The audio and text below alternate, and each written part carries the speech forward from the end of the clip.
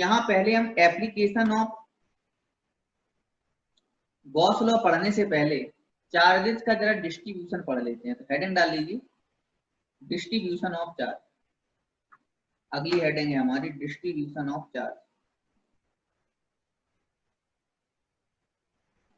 Distribution of charge, distribution of charge, ठीक है। तो डिस्ट्रीब्यूशन ऑफ चार्ज आपके तीन तरह के होते हैं। डिस्ट्रीब्यूशन ऑफ चार्ज आपके तीन तरह के हैं। पहला लिखिएगा, पहला होता है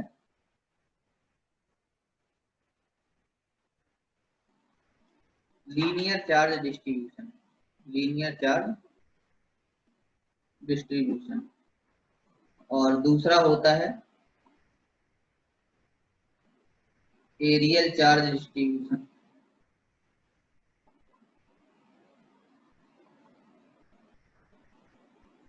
और तीसरा होता है वॉल्यूमेट्रिक चार्ज डिस्ट्रीब्यूशन। ये इतने तरह के चार्ज डिस्ट्रीब्यूशन होते हैं। लीनियरली चार्ज डिस्ट्रीब्यूशन का मतलब क्या होता है? जैसे मान लीजिए एक लाइन है, इस लाइन पे चार्ज का डिस्ट्रीब्यूशन है। एरियरली चार्ज डिस्ट्रीब्यूशन का मतलब क्या होता है? जैसे मान लीजिए ये कोई सीट है और इस सीट पे क्या है? चार्ज का डिस्ट्रीब्यूशन। और वॉल्यूमेट्रिक चार्ज डिस्ट्रीब्यूशन का मतलब क्या है? जैसे मान लीजिए ये एक स्फीयर है और स्फीयर पे चार्ज का क्या है? डिस्ट्रीब्यूशन, ठीक है। या सिलेंडर है, कुछ भी है जिसके अंदर चार्ज घुसा हो, पूरे वॉल्यूम में चार्ज हो, उसे क्या कहते हैं? Volumetric charge. तो देखिए जैसे मान लीजिए सभी जगह यहाँ पे भी क्यू चार्ज है, यहाँ पे भी क्यू चार्ज है और यहाँ भी कितना है? क्यू चार्ज है, ठीक। चार्ज सभी जगह क्यू ही डिस्ट्रीब्यूटेड है, ठीक है। लेकिन जहां पे लीनियर चार्ज है वहां पे डेंसिटी अलग होगी। तो इधर पे क्या होता है? जो लीनियर चार्ज डेंसिटी होती है, linear charge density, linear charge density को हम जो है, लीनियर चार्ज डेंसिटी को हम जो है लैम्डा से डिनोट करते हैं। और लैम्डा की वैल्यू क्या हो जाएगी? जैसे मान लीजिए इसकी लेंथ क्या है? एल है, तो डेंसिटी हो जाएगी यहाँ पे क्यू बाई एल। तो यूनिट क्या हो गई? कूलाम पर मीटर। ये डेंसिटी हो जाएगी क्यू बाई एल।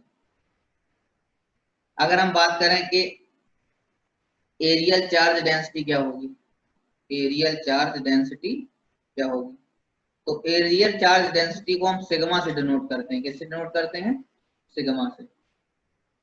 और जब सिग्मा से डिनोट करेंगे तो ये होती है चार्ज डिवाइडेड बाई, बताओ क्या होना चाहिए इसका? मान लीजिए एरिया क्या है? ए है।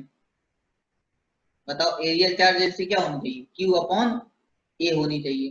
तो इसकी यूनिट हो जाएगी कूलाम पर मीटर स्क्वायर। तो ये क्या हो गई? एरियल चार्ज डेंसिटी हो गई। और हम पूछे यहाँ पे वॉल्यूमेट्रिक चार्ज डेंसिटी क्या होती है? तो volumetric charge density, volumetric charge density निकल के आ जाएगी, वॉल्यूमेट्रिक चार्ज क्या होगी? कॉमन सेंस अब तो बताओ क्या होनी चाहिए? बताइए, इसका वॉल्यूम भी है, वॉल्यूम क्या है इसका भी? बताइए आकांक्षा क्या होनी चाहिए वॉल्यूमेट्रिक चार्ज डेंसिटी? इसको हम दो से नोट कर रहे हैं।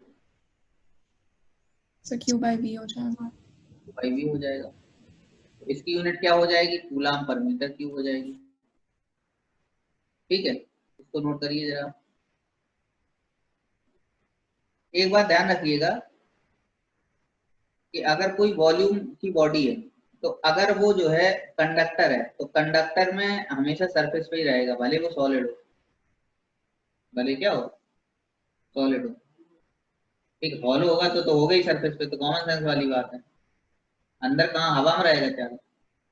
हवा में तो रहेगा नहीं चार्ज। चार्ज तो कोई चाहिए ना जगह रहने के लिए, ठीक है। तो ध्यान रखिएगा कंडक्टर के केस में, ध्यान रखना है, बहुत बड़ी पॉइंट होती है। कंडक्टर के केस में चाहे वो हॉलो बॉडी हो या वो सॉलिड बॉडी हो, चार्ज हमेशा सरफेस पे रहता है।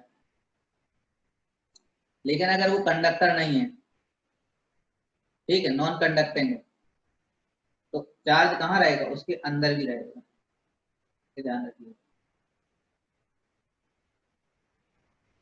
नोट कर लिया है आप लोगों ने? Yes sir. वायर में है चार्ज?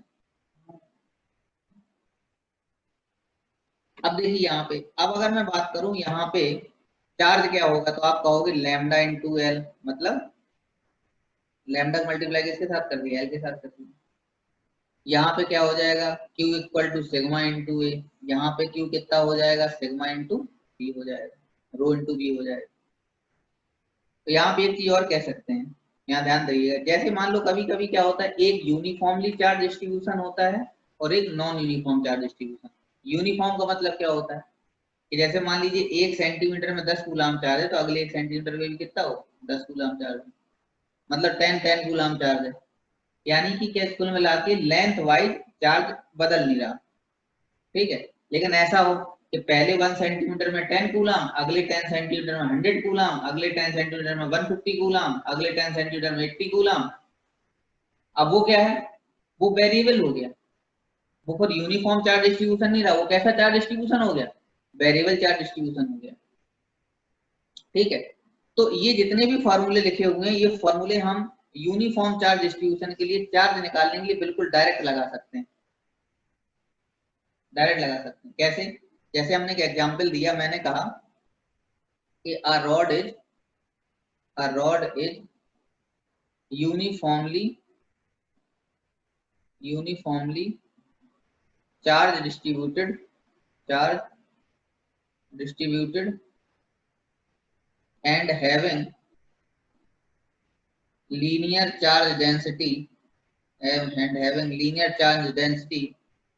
15 कूलाम पर मीटर, 15 कूलाम पर metre, and its length is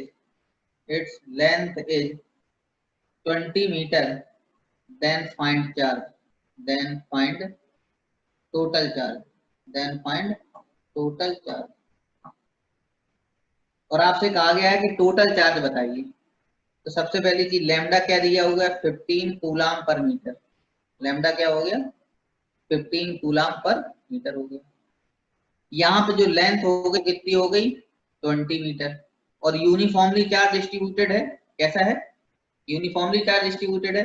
आपसे पूछा जाए बताओ क्यू क्या होगा, क्यू होगा लैम्डा इंटू एल, तो आंसर कितना आ जाएगा, 15 इंटू 20, दैट इज 300 कूलम। कोई दिक्कत नहीं, आसानी से निकल गया, वो तो वही है यूनिटरी मेथड, ठीक है। 1 kg टोमेटो का कॉस्ट 20 रुपीज है, तो 10 kg टोमेटो कॉस्ट कितना होगा, 200, ठीक है। और उसने आपको जो है 15, यहाँ पे कोई साइन नहीं दिया तो यहाँ +15, अगर वो माइनस देता तो -15 कूलम पर मीटर लिख देता, तो चार्ज की वो वैल्यू देगा, प्लस है कि माइनस, तो प्लस 300 कूलम आंसर निकल के आ गया हमारा, आ गया ना। तो कुल मिला के ये कैसा था, यूनिफॉर्मली चार्ज डिस्ट्रीब्यूटेड है। वैसे ही अगर वो कह देता कि 20 कूलम पर मीटर स्क्वायर है, तो बताइए 10 मीटर स्क्वायर में कितना होगा, तो 200 कूलम हो जाता। तो वो सब कैसे हैं, यूनिफॉर्मली चार्ज डिस्ट्रीब्यूटेड, ना मल्टीप्लाई करने में कुछ फर्क नहीं पड़ रहा। ये बात समझ में आ गई,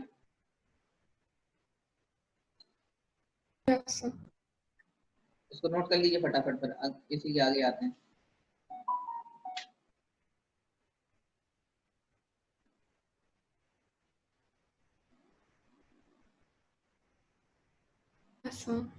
अब देखिए, मान लीजिए कि ये तो हमने यूनिफॉर्मली चार्ज डिस्ट्रीब्यूशन की, मान लो हमने कह दिया कि नहीं यूनिफॉर्मली डिस्ट्रीब्यूटेड नहीं है, ये लेंथ पे डिपेंड कर रहा है, मतलब जैसे लेंथ घट रही है या लेंथ बढ़ रही है, उसके हिसाब से चार्ज भी घट बढ़ रहा है, ठीक है ना। वो अलग तरह से डिस्ट्रीब्यूशन दिया गया, मतलब हमने कह दिया कि ये अब इस पे क्या है, ये यूनिफॉर्मली डिस्ट्रीब्यूटेड नहीं है। तो जब आप यूनिफॉर्मली डिस्ट्रीब्यूटेड नहीं होता है, जब ये नॉन यूनिफॉर्मली डिस्ट्रीब्यूटेड हो जाता है, तो हमें Q को निकालने के लिए इंटीग्रेशन लैम्डा डीएल करना पड़ता है। क्या करना पड़ेगा, इंटीग्रेशन ऑफ लैम्डा डीएल। यहाँ पे चार्ज निकालने के लिए क्या करोगे, इंटीग्रेशन ऑफ सिग्मा डीए।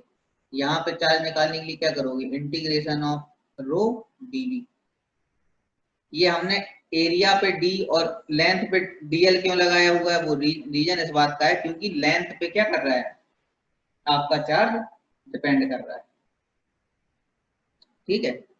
तो फिर हमें, लेकिन ये जो फॉर्मूले लिखे हैं ये यूनिफॉर्म और नॉन यूनिफॉर्म दोनों के लिए, लेकिन जो ये वाले फॉर्मूले ये सिर्फ यूनिफॉर्म के लिए, only for uniform, only for uniform, ये केवल यूनिफॉर्म के लिए है, लेकिन ये बोथ के लिए है, both uniform and non uniform, uniform and non uniform. ये इसमें कैसा भी चार्ज का डिस्ट्रीब्यूशन हो, ये इंटीग्रेशन वाला फॉर्मूला हर जगह लग सकता है। देखो जैसे मान लो मुझे पहले क्वेश्चन में ये लगाना होता, पहले वाला भी दिया था, उस क्वेश्चन में आप कैसे लगाते इसको, आप लिखते Q equal to lambda DL, ठीक। तो आपने क्या किया, लैम्डा की वैल्यू डाल दी, कितनी थी लैम्डा की वैल्यू, 15 थी, आपने यहाँ DL लगा दिया। अब आप यहाँ पे DL की लिमिट दोगे कैसे, जैसे ये लेंथ थी, आप कितनी लेंथ थी बताओ, 10 सेंटीमीटर थी, 20 सेंटीमीटर थी, तो ये 0 सेंटीमीटर हो गया और ये क्या हो गया, 20 सेंटीमीटर हो गया। तो आप यहाँ लिमिट दोगे 0 और 20, ये लिमिट भी लगानी पड़ेगी आपको, डेफिनेट इंटीग्रेशन। तो 15 का DL के रिस्पेक्ट में इंटीग्रेशन क्या हो जाएगा, 15L हो जाएगा, और 0 से लेके 20 आपने लिमिट लगा दी, तो कितना हो जाएगा, 15 into 20 minus 15 into 0, upper limit minus lower limit, तो आंसर कितना आ गया आपका 300 आ गया। तो ये वाला जो फॉर्मूला है ये डेफिनेट और इनडेफिनेट दोनों के लिए होता है, लेकिन जब हमें सॉरी यूनिफॉर्म नॉन यूनिफॉर्म दोनों के लिए होता है, लेकिन जब हमें पता ही है कि यार ये यूनिफॉर्म है तो इंटीग्रेशन में क्यों खोपड़ी खोलेंगे, हम तो सीधा फॉर्मूला लगाएंगे लैम्डा इंटू एल जब यूनिफॉर्म है तो, ठीक है। लेकिन अगर नॉन यूनिफॉर्म आ जाता है तो हमारी मजबूरी हो जाएगी, तो हमारी क्या हो जाएगी, मजबूरी हो जाएगी। जैसे देखिए मैं क्वेश्चन ले लेता हूँ, ये नोट कर लिया आप लोगों ने,